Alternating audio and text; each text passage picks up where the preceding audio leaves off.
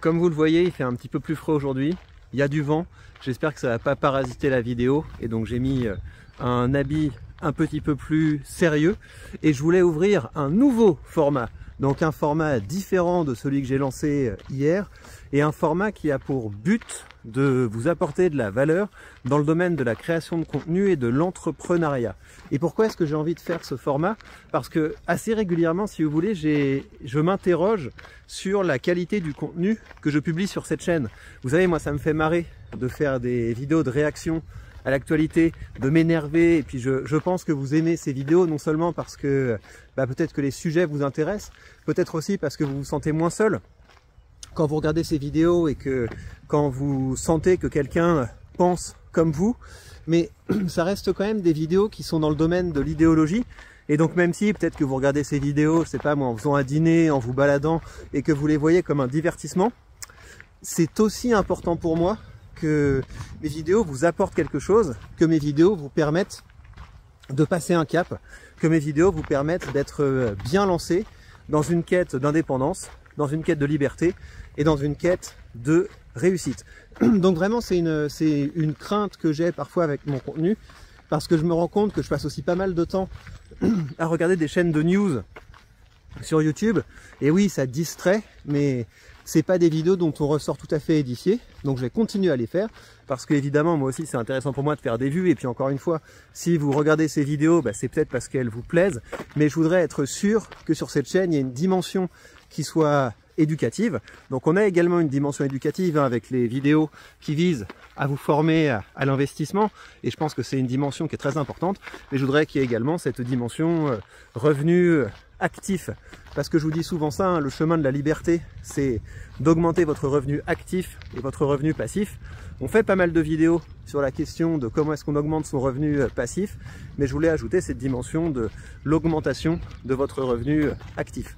Et donc je vais vous raconter différents moments de mon parcours, différents moments de mon activité d'entrepreneur, des galères que j'ai rencontrées, que ce soit dans mon parcours d'entrepreneur et puis dans mon parcours de créateur de contenu. Il y a pas mal de choses à vous dire parce que ça fait quand même assez longtemps que je fais ça, mais j'espère comme ça que ça vous permettra de, si vous décidez de vous lancer, de partir d'un petit peu plus haut et de vous sentir également accompagné sur ce chemin de la création de contenu et de l'entrepreneuriat. Dans cette vidéo, je voudrais vous raconter comment et pourquoi je me suis lancé dans la création de contenu. Et si je vais vous parler de ça, c'est parce que très souvent je vous dis maintenant il est temps de dire les termes. C'est presque la conclusion de chacune de mes vidéos, en vous disant vous aussi rejoignez le débat, il est temps de dire les termes, créer une chaîne YouTube pour dire les termes, donc c'est très bien. Et effectivement, le fait est que les algorithmes de YouTube aujourd'hui favorisent les contenus réactifs, les contenus si vous voulez un petit peu communautaires, où on s'agite comme ça, où on agite la motivation et les valeurs d'une certaine communauté.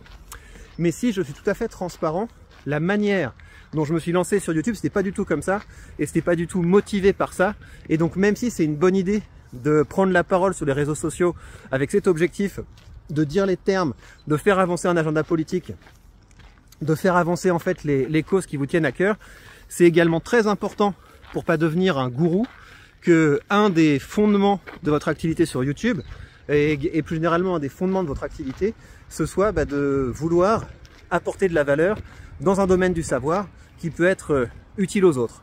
Donc pourquoi est-ce que je me suis lancé et comment je me suis lancé sur YouTube?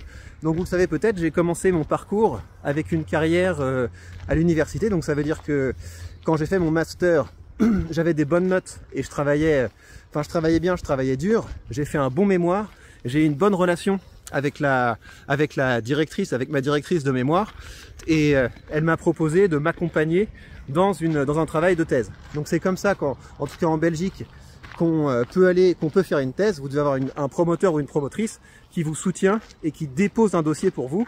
Et donc le dossier, ça comporte vos réalisations à vous, mais ça comporte également les motivations et la lettre en fait pour laquelle la personne vous soutient. On a déposé un premier dossier qui n'a pas marché, donc j'ai eu une période après mon master où j'ai travaillé, Et à la fin de cette année-là, j'ai reçu un message qui m'a fait très plaisir en me disant le second dossier a été accepté, tu vas pouvoir commencer à faire une thèse. Donc je me suis lancé dans le processus de recherche, j'ai fait une thèse, après j'ai fait 2 post-docs. Moi ce qui m'intéressait c'était vraiment comment c'est possible que vous ayez eu à une période comme ça dans la Grèce antique cette invention en fait de la rhétorique, et c'est assez surprenant, hein. Vous dire, il y a un moment où une discipline apparaît. C'est assez surprenant parce qu'on a l'impression qu'il y a toujours, si vous voulez, une continuité historique. Et dans le cas de la rhétorique, c'est vrai que les premiers traités où les gens se sont demandé, mais en fait, c'est quoi un discours efficace? Comment fait-on pour persuader? Comment fait-on pour convaincre une assemblée?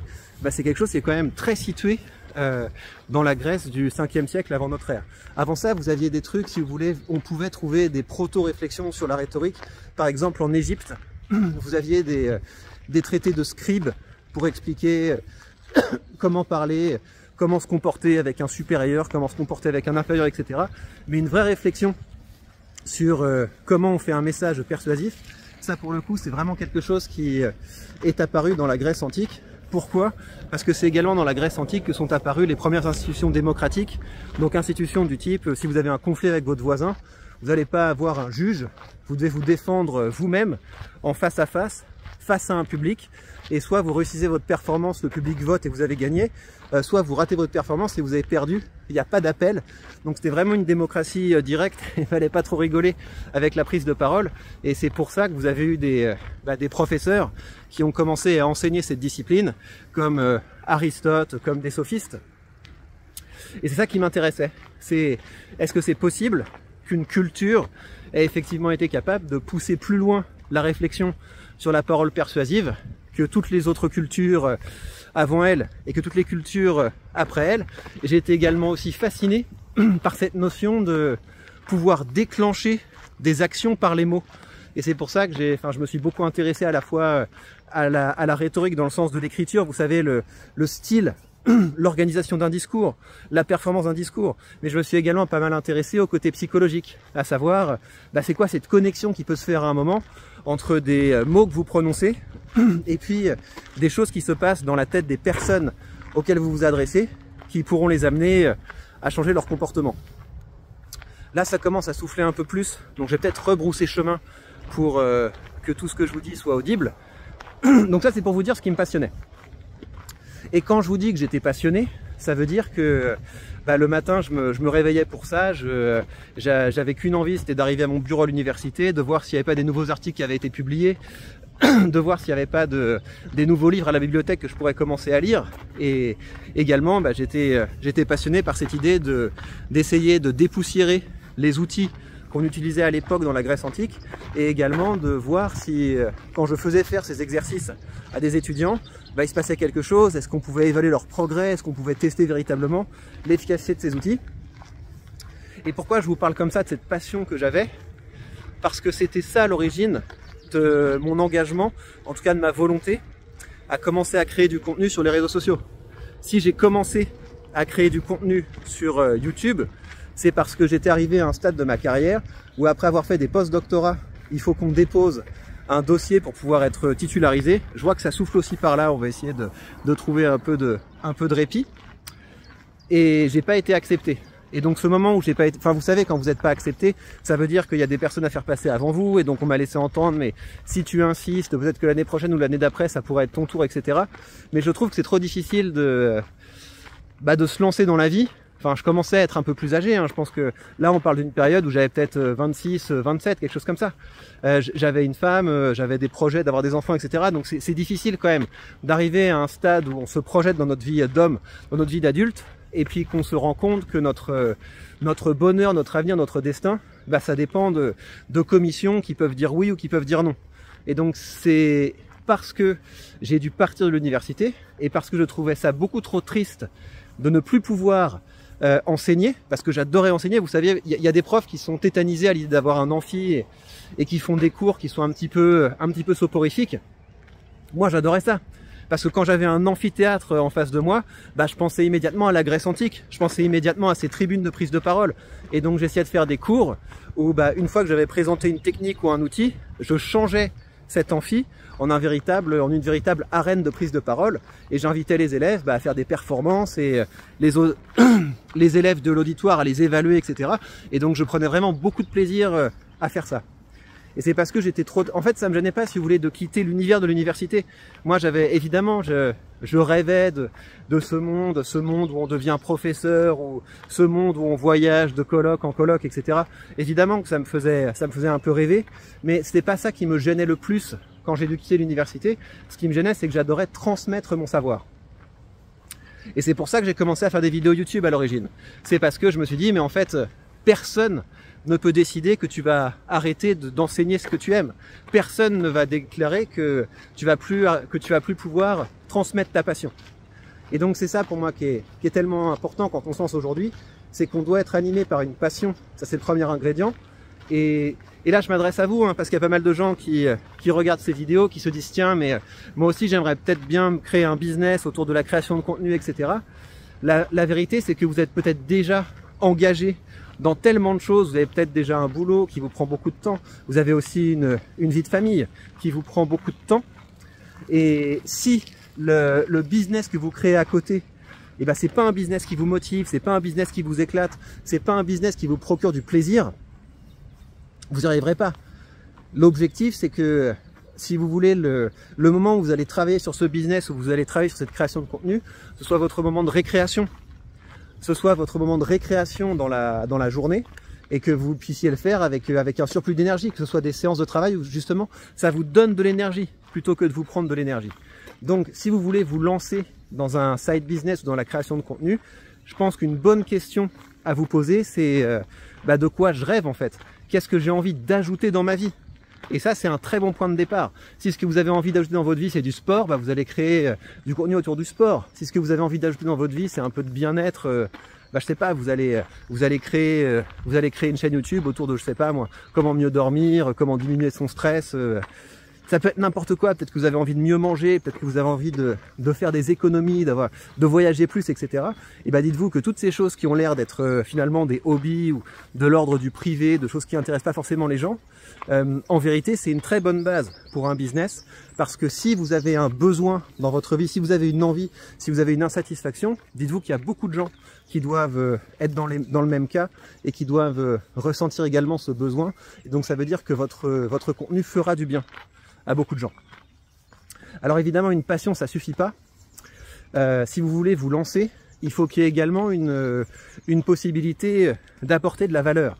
Et donc ça veut dire qu'au bout d'un moment, il faut que les gens puissent venir vous voir en vous disant regarde, moi j'ai un problème dans tel domaine, est-ce que tu peux m'aider? Au début, ça faisait marrer les gens parce que ma sœur est docteur, dans le sens où elle est médecin, et moi je suis docteur aussi. Et on faisait souvent des blagues du type voilà, si on est dans un avion et qu'il y a quelqu'un qui a un malaise, et que les gens disent est-ce qu'il y a un docteur dans la salle, et que moi j'arrive en disant je suis docteur, ça n'aura pas exactement le même impact.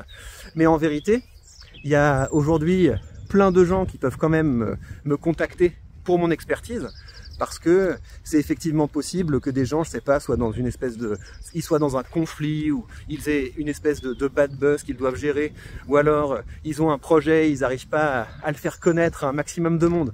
Il y a plein de domaines dans lesquels je peux intervenir pour aider les gens, mais c'était pas gagné au départ. Parce qu'au départ, quand on sort de l'université avec un doctorat en rhétorique, les gens savent à peine ce que c'est.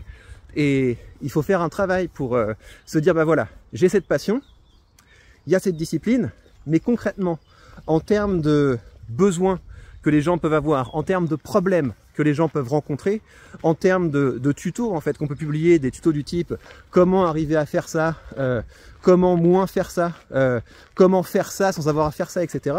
Il faut que vous soyez capable d'avoir une liste qui est associée à votre thématique de problèmes que vous allez pouvoir résoudre avec votre expertise. Donc pour moi, c'est ça les 3 ingrédients si vous avez envie de vous lancer. Et c'est une bonne checklist en fait pour vérifier que votre projet est soutenable, ou alors pour affiner votre projet si vous en avez un. C'est vous demander, mais est-ce que ce que je suis en train de faire, c'est vraiment quelque chose qui me passionne?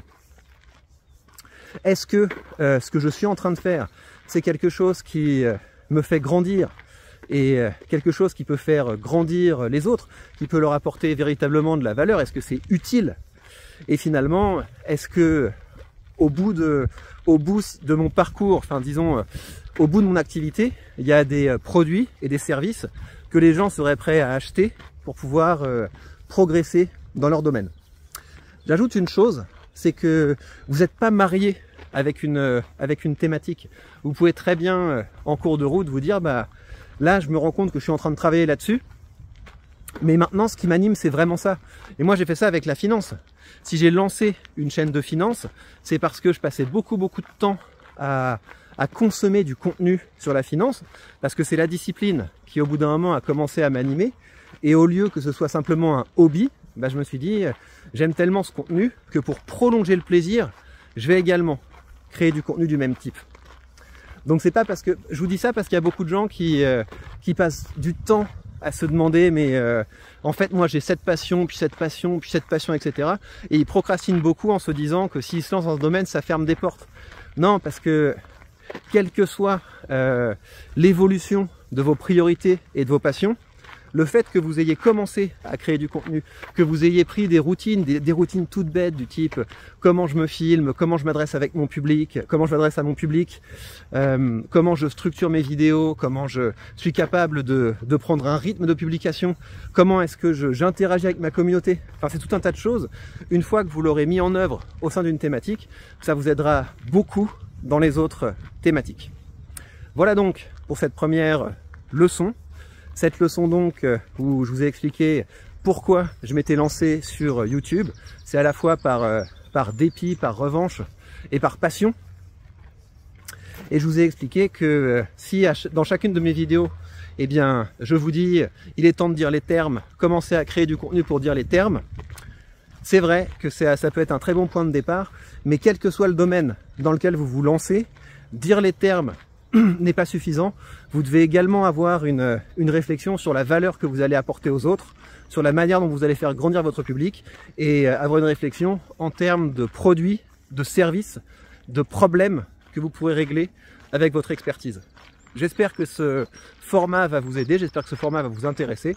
N'hésitez pas à poser des questions du type tiens, mais est-ce que tu pourrais développer tel ou tel aspect?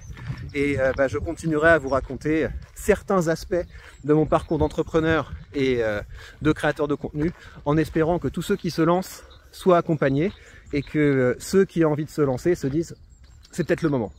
Prenez bien soin de vous et à très vite.